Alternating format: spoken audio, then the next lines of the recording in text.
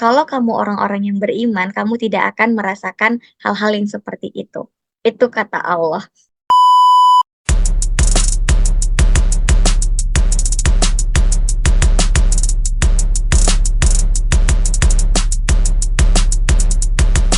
Nah, menurut Kakak, gimana cara kita untuk eh, menggunakan itu tuh untuk self improvement tanpa membenci diri sendiri? I see. Nah, ini menarik, Ra, karena aku juga baru pelajarin ketika aku menjadi mahasiswa, kayak the most important of our goals atau our purpose adalah untuk mengantisipasi hal-hal kayak gini dalam kehidupan kita. Jadi penting bagi kita, apalagi nih perempuan-perempuan kita ya, kayak aku sampai hari ini salah satu hal yang aku syukuri adalah menjadi perempuan. Sampai detik ini, salah satu yang aku syukuri adalah menjadi perempuan. Karena menurutku menjadi perempuan seistimewa itu, teman-teman. Hara ngerasa istimewa nggak jadi perempuan? Iya, Kak. Istimewa kan? Nah, jadi eh, cara pertama adalah kita harus tahu dulu sebagai perempuan yang punya value, sebagai perempuan yang punya pendirian, kita harus tahu sebenarnya goals kita tuh mau kemana gitu. Tujuan hidup kita tuh mau kemana. Nah, sehingga kalau kita udah tahu nih tujuan hidup kita, ketika di perjalanan mau ke tujuan itu, kita nemu nih, oh orang kok dia dapat pencapaian A, orang kok dapat pencapaian B. Kita tuh bisa tetap fokus sama tujuan kita. Kalau misalnya pencapaian orang itu tidak mempengaruhi perjalanan kita, ya untuk apa kita pikirkan, untuk apa kita jadi stres dan jadi malah membenci diri sendiri gitu. Nah, jadi tujuan itu berfokus untuk membuat kita bisa lebih fokus menyaring hal-hal mana yang benar-benar mengganggu perjalanan kita dan hal-hal mana yang sebenarnya dia itu nggak mengganggu sama sekali, tapi kita yang bikin mengganggu gitu. Sama ibaratnya kayak atlet, Pak.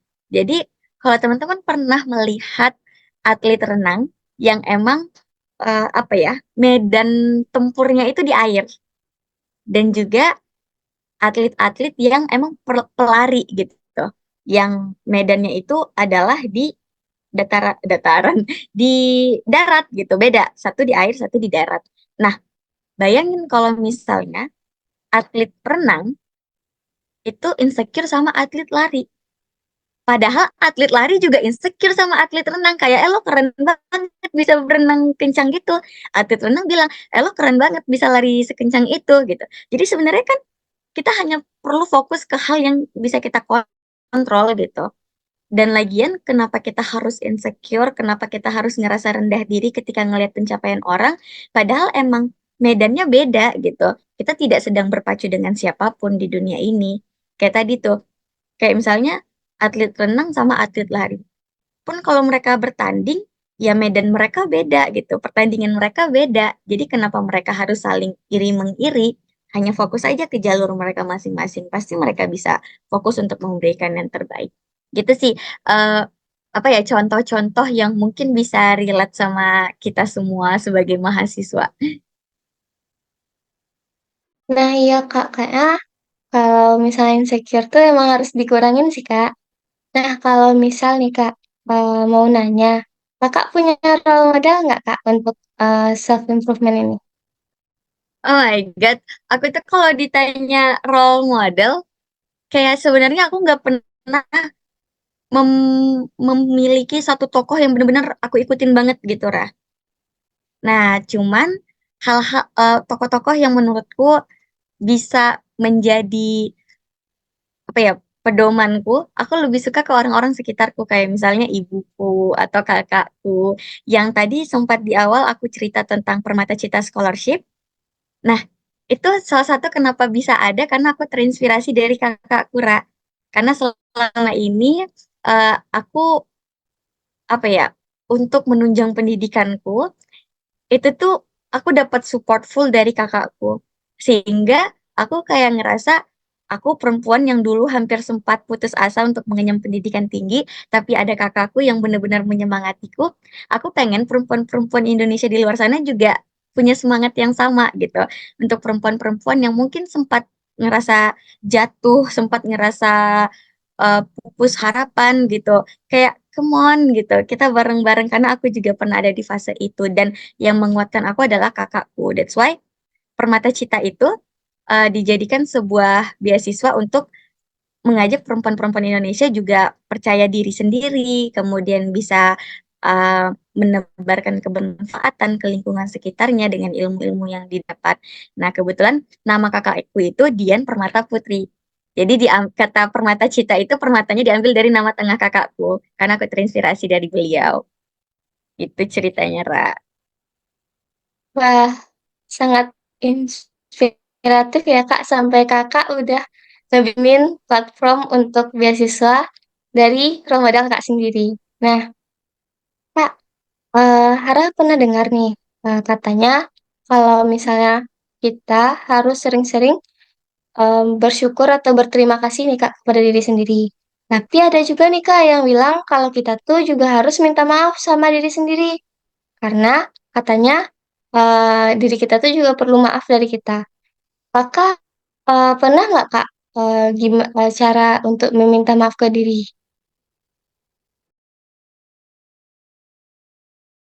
Oke, untuk perihal maaf memaafkan ini memang ini menjadi apa ya hal fundamental ketika kita pengen melakukan self improvement ya Ra. Ini pertanyaan yang bagus banget menurutku untuk kita diskusikan. Karena kalau kita sendiri belum memaafkan apa yang ada di kehidupan kita akan sulit menerima hal-hal baru. Kan sangat sulit untuk menerima hal baru. That's why waktu dulu em, aku tuh mulai mengerti dan aware sama diri sendiri. Sebenarnya tuh pas kelas 1 SMA, Ra. Pas kelas-kelas 1 SMA gitu. Karena pas SMP aku bandel banget, Ra. Aku tuh yang karena anaknya tuh jadi dulu tuh aku ngeband main sama teman-teman dan mostly kawan-kawanku tuh rata-rata yang cowok-cowok anak tongkrongan gitu. Kebayang nggak? Jadi emang rada bandel lah dulu pas SMP dan hanya kepikiran tuh ya udah main-main-main aja nggak kepikiran tuh kayak lo masa depannya mau gimana terus kayak lo karirnya mau ke arah mana tuh nggak ada kepikiran sama sekali Ra, dulu pas SMP cuman ada satu momen yang membuat aku jadi merasa kayak itu my turning point kayak disitulah titik balik dari hidupku di kelas 1 SMA itu di situ aku mulai belajar untuk memaafkan kesalahan-kesalahanku dari sejak aku SD. Yang dulu pas SD aku juga pernah dibully karena aku tuh anak pindahan. Jadi pas SD aku 3 kali pindah SD karena bukan karena bermasalah di SD sebelumnya, tapi emang karena eh, pindah-pindah rumah gitu loh. Jadi sekalian pindah sekolah juga. Nah tapi kan di mindset masyarakat kita kalau ada anak pindahan di awal semester itu tuh biasanya anak tinggal kelas yang dia tuh sengaja pindah biar bisa tetap naik kelas selanjutnya gitu. Jadi aku dibilangin tuh sama temen-temenku kayak ah itu masih Zahra paling anak tinggal kelas, anak mada bandel gitu di sekolah sebelumnya, anak berkasus mau kayak dia pindah ke sini. Jadi nggak ada yang mau temenin aku sampai aku inget banget pas SD, mungkin ini udah aku maafin dan aku jadi bestie juga sama temanku ini. Aku tuh dulu sempat waktu SD botol minumku pas lagi makan bareng, pas keluar istirahat gitu, dimasukin garam Ra sama temanku. Jadi kayak di di momen itu aku agak gimana ya? Karena temenku tuh nggak pernah ngajakin makan bareng. Karena aku biasanya kalau bawa bekal selalu makan sendiri. Nah, di momen itu tuh temen-temen pada ngajakin makan bareng kayak oh, oke aku bilang gitu. Senang dan udah diterima nih sama teman-teman baruku. Terus makan tuh bareng.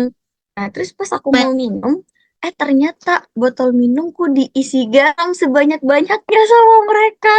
Jadi pas aku minum kayak, kok asin lah gue bilang gitu.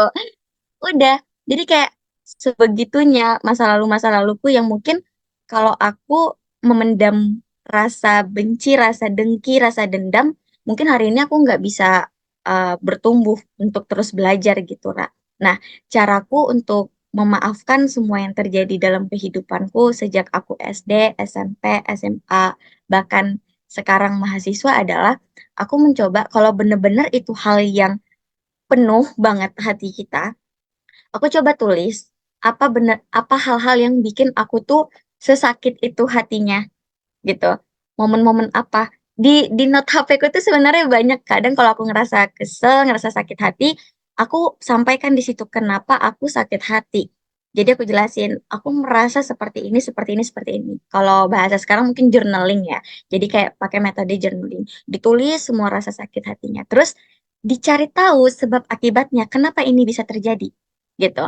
Oke, ini bisa terjadi karena ini. Kemudian kalau udah terjadi, bagaimana cara memaafkannya? Nah, gitu.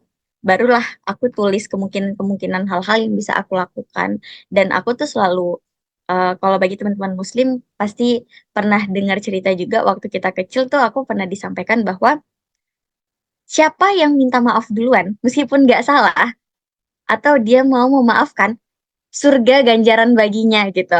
Kayak Allah tuh seberjanji itu terhadap orang-orang yang berlapang dada, berlapang hati untuk memaafkan, saling memaafkan. Sehingga kayak aku berpikir, ya aku pengen masuk surga dong gitu kan. Kayak takutlah kita masuk neraka. Jadi udah aku mencoba untuk memaafkan orang-orang yang mungkin dulu pernah menyakitiku atau bahkan diriku sendiri yang pernah menyakitiku dengan cara journaling tadi.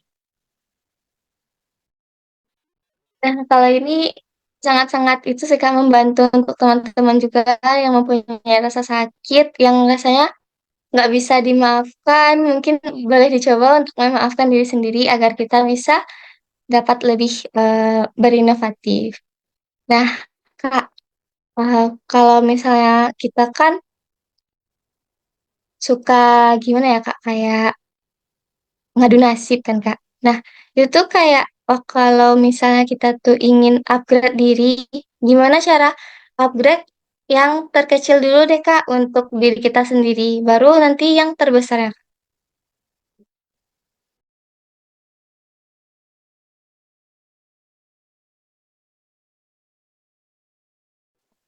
I see. Ini tuh lebih ke kayak step awal yang bisa kita lakukan untuk upgrade diri gitu ya, Ra? Iya Kak. Oke, kalau dari perjalananku adalah aku mencari tahu ini tuh passionku sebenarnya di mana gitu. Oh, aku sadar ternyata passionku adalah di public speaking. Let's say kita seperti itu ya. Nah, terus tuh aku mencoba mencari hal-hal apa yang bisa aku maksimalkan melalui passionnya aku, melalui skills yang kita punya.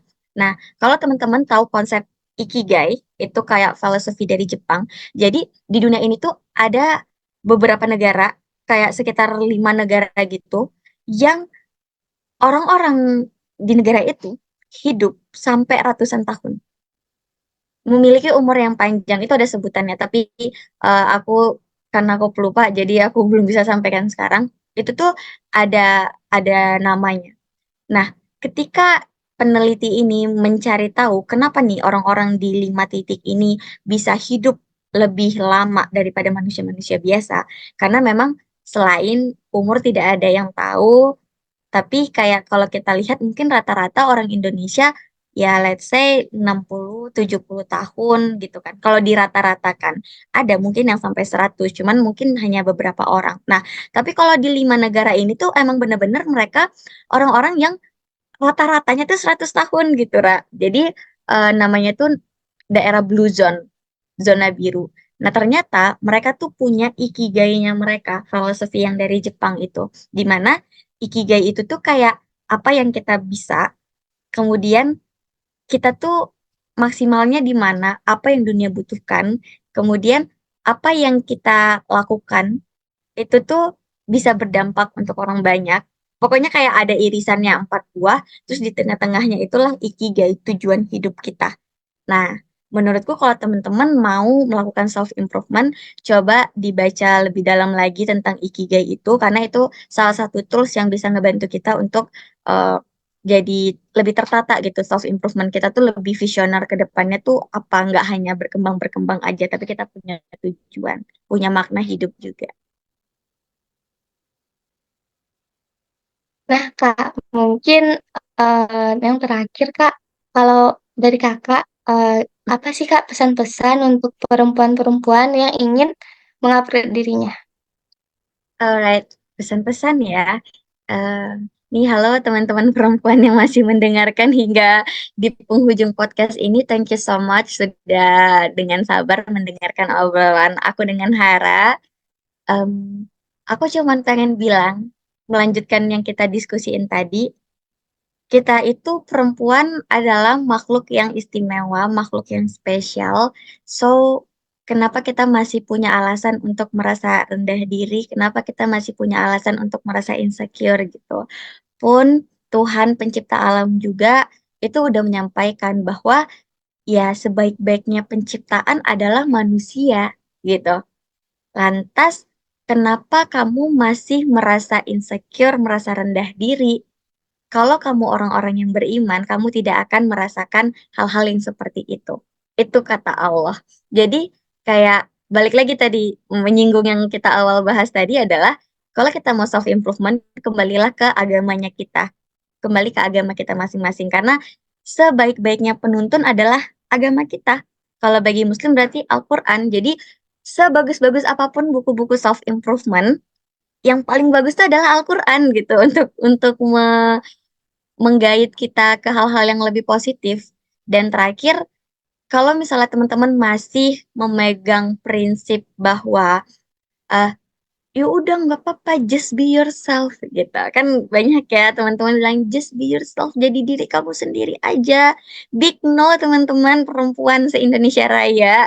Kayak jangan mau termakan sama kalimat just be yourself. Karena kalau kita mau self improvement, mau naik level, kita nggak bisa hanya jadi diri kita sendiri. Tapi jadi seperti apa? Be the best version of ourselves. Jadi versi terbaik. Karena kalau kita just be yourself, kita punya apa ya? Kayak punya kalimat pelindung gitu untuk terus berada di zona nyaman kita. Tapi kalau be the best version of yourself, pasti kita selalu menantang diri kita untuk hal-hal yang lebih besar ke depannya gitu. Dan pastinya dari hal-hal besar itu kita bisa menebarkan kebermanfaatan ke lingkungan sekitar kita. Karena kita perempuan, kita juga punya hak untuk melakukan hal-hal yang lebih besar, hal-hal yang lebih bermakna, dan hal-hal yang lebih bermanfaat. Kira-kira gitu harap pesannya. Nah, makasih banyak nih Kak. Nah, buat teman-teman Wipres, bisa nih diadopsi kata-kata atau pesan-pesan yang disampaikan oleh sehingga kita mengupdate diri masing-masing. Eh, Sebelumnya Kak, sebelum menutup, Ra ucapkan dari Hara dan TPP mengucapkan terima kasih atas kehadiran Kakak untuk menghadiri podcast kali ini. Semoga Kakak sehat selalu dan dilancarkan untuk TA-nya. Amin, amin, rabbal alamin. Thank you ya, Hara dan teman-teman DPP for having me. Sehat selalu dan sukses program-program ke depannya. Semoga semakin menginspirasi. Ya Kak, kami tutup dengan Assalamualaikum warahmatullahi wabarakatuh ya Kak.